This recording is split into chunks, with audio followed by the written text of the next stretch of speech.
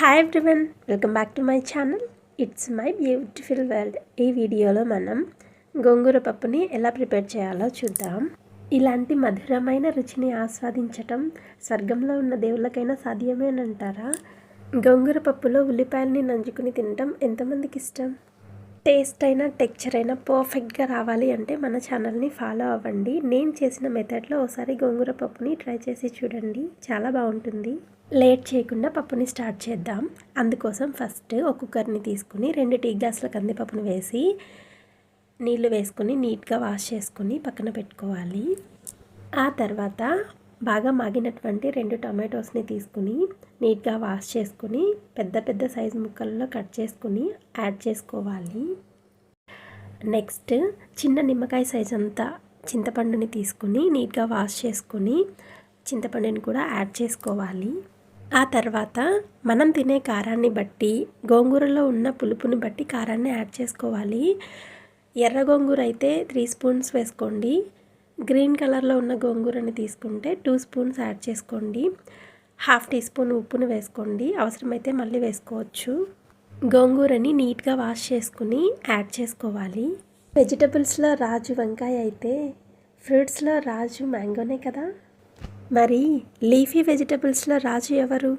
ఈ డౌట్ మీకు ఎప్పుడైనా వచ్చిందా? వస్తే కామెంట్ చేయండి. నెక్స్ట్ 1/2 స్పూన్ పసుపు, 1/2 లీటర్ వాటర్ని వేసి కుక్కర్కి మూత పెట్టుకుని ఉడికించుకోవాలి.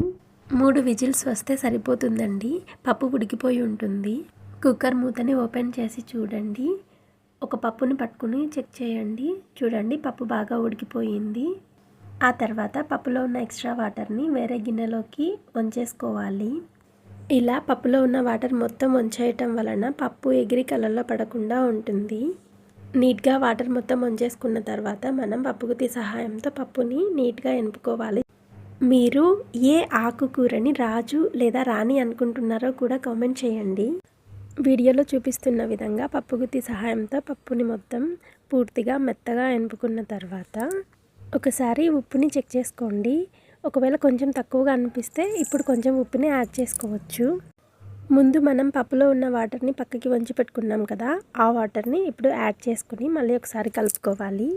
ఆ తర్వాత తిరువాత పెట్టుకోవటం కోసం ఒక కడాయిని తీసుకుని అందులో 3 టేబుల్ స్పూన్స్ ఆయిల్ వేసుకుని ఆయిల్ బాగా హీట్ అయిన తర్వాత కట్ చేసి పక్కన పెట్టుకున్నటువంటి ఆనియన్స్ని వేసి ఫ్రై చేసుకోవాలి.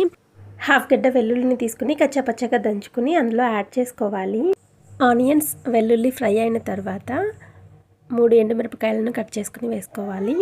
ఆ తర్వాత 2 రెమ్మల కరివేపాకుని వాష్ చేసుకుని యాడ్ చేసుకోవాలి.